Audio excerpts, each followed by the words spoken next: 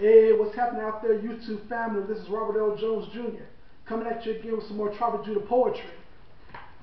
Alright. The first poem of the evening is entitled First Love, Blackness. Them deleterious styles and poisonous methods of ever-rotting deadness of overstanding insight be so overwhelmingly discovered all around me and those like me, like mightily endless miles and roasted up kilometers of deathly dried out wilderness, with absolutely no visible traces of blissfully fruitful signs or bounteous indications of greatly thriving liveliness and enriching fertility. Yet still the truly boundless and surely plentiful terrain of my wisely educated brain power is refreshingly preserved and amazingly sustained, like a deeply functional apparatus of masterful smartness, with those never forsaken reminders and preciously enduring remembrances of grandly universal knowledge and phenomenal truth. And solely within the cerebral circumference of a proudly brilliant consciousness would I be abundantly seeking and finding the righteously concrete evidence of some psyche glorifying intelligence superb, that had been wealthily set afire like lively hotbeds of tangerine gleam and scintillation, with the wildly inflaming perpetuity of God Almighty imparted Urim stones of purely revelatory reality, that can only be totally and sincerely appreciated with shown up explosive gratitude by divinely effervescent mentalities that have fortunately experienced that stone miraculous events of some eternal cipher converting transcendence into heaven entering blessedness of self, which is forevermore so permanently transfixed inside of my mortally mutable capacity of me, like everlasting breath of infinite respiration, within the aridly ashy and skeletal expiration of a mindfully dumb and blinded tenation that was forcefully coerced like cognitive chattel into painfully accepting without natural resistance that wickedly amnestic curse of not rightly possessing that generationally ingrained establishment of the Ebon Asiatic namesake from my ancestors, or the handsomely factual expressions of some soulfully indigenous spirituality purified, where the supremely ultimate force within the celestial cosmos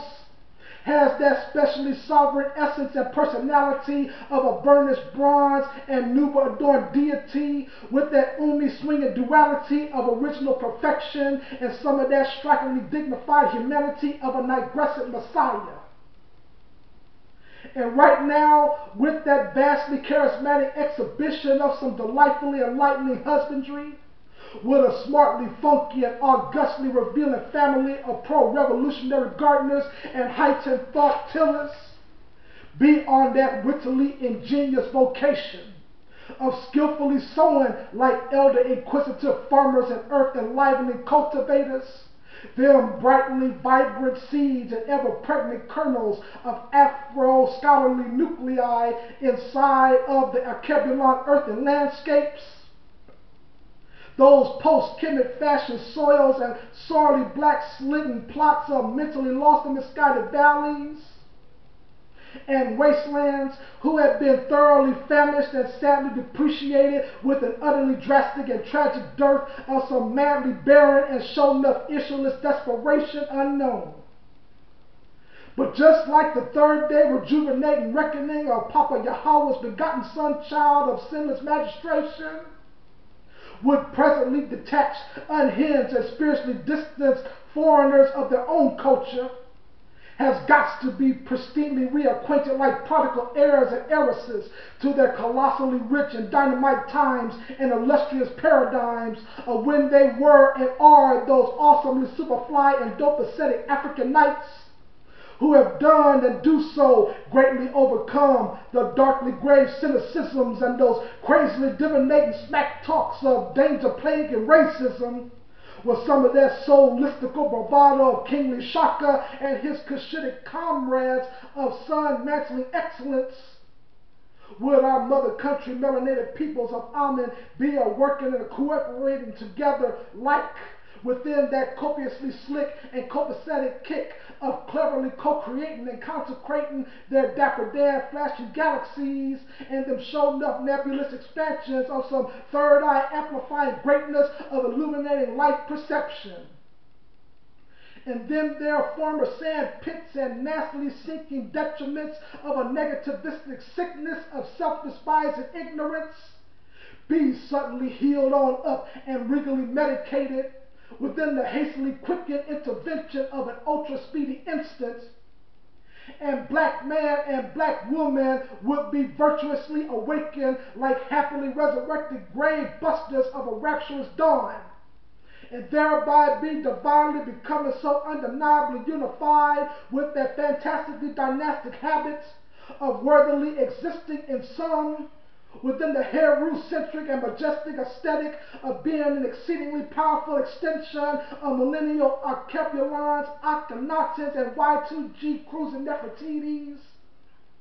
putting forth fearlessly their exquisitely manifested lordships and pleasantries,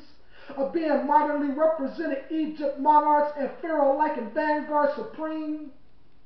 with their imperially strong and conquering gifts and talented propensities, imprudently ruling unstoppable and victoriously within their palatially hip and fancy habitations of a massively magnificent and widely coveted identity of Rastalion likening grandiosity. So all of my unknowingly decaying necro freaks and zombie postulating Negro Farians get inwardly revived like an air-conditioned homestead on the hill, with that free will cleansing salvation of getting back unto that beautifully cool and showing up necessary consistency in being so evenly integrated into that equally rooting scene and destiny of some brotherly and sisterly familiarity into the Afro-grooving comfort zone of being shown up ebon and proud.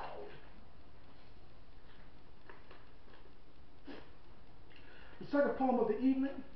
is entitled Hondo Ali Ojori. Hondo means war, Ali means exalted, and Ojore means a man of war.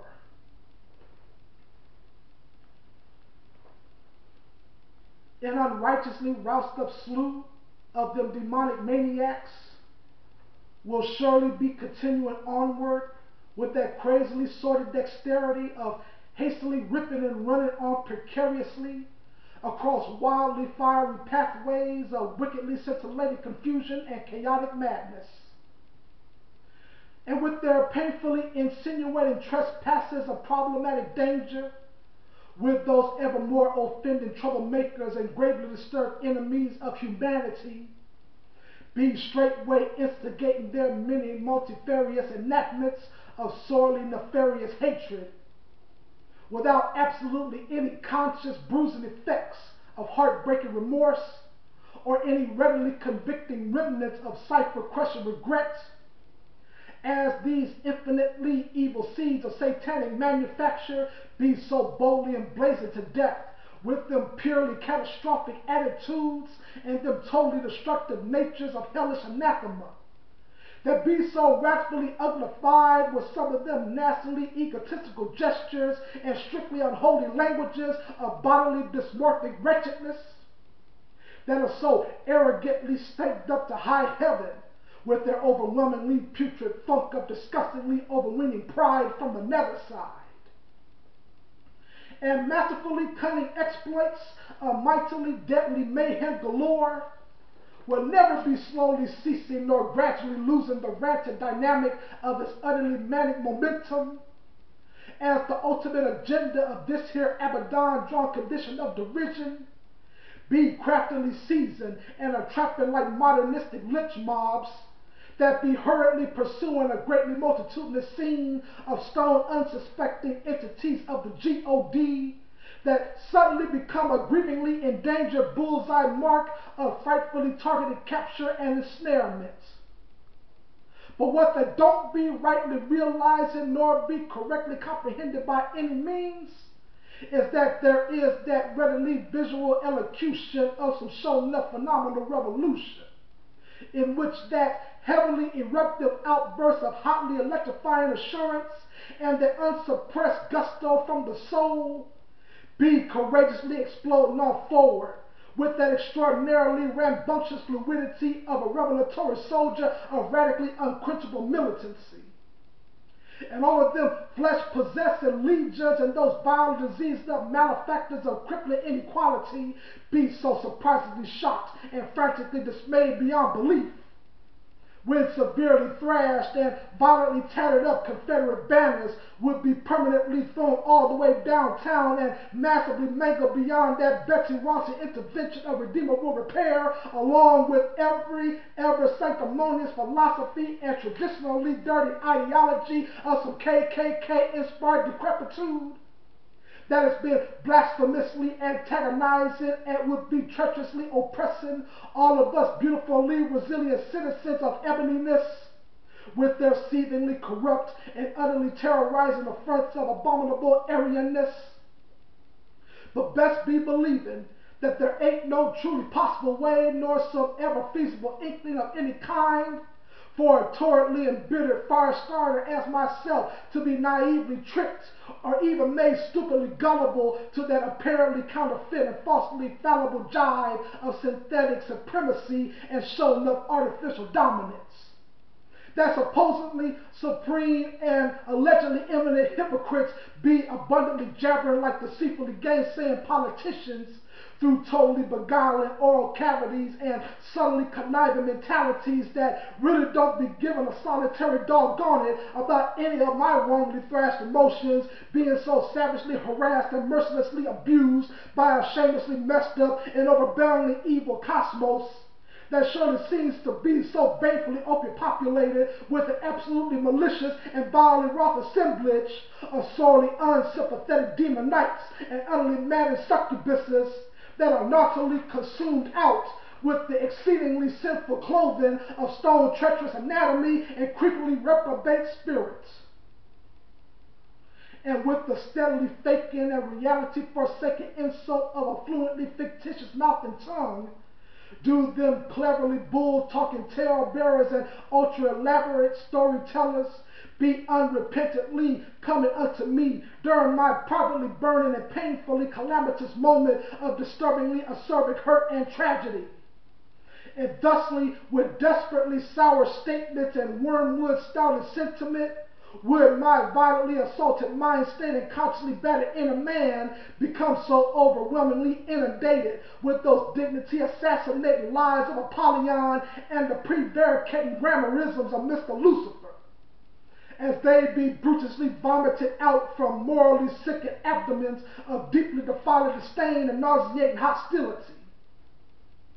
But never would we strongly Afro-resilient warriors get heinously defeated like a debilitated bunch of pussy-footed weaklings or snared-up prisoners of war. But instead, my fellow ethno-Kemetic GIs and I sure enough have gotten our battle-waging and conquesting fortin endeavors together, like the surely sultry treasures of Serengeti weather, as we hotly pursue and forcefully recover all of our royally empowering elements, our African mystical personality, and Nubian essential glories unconquered.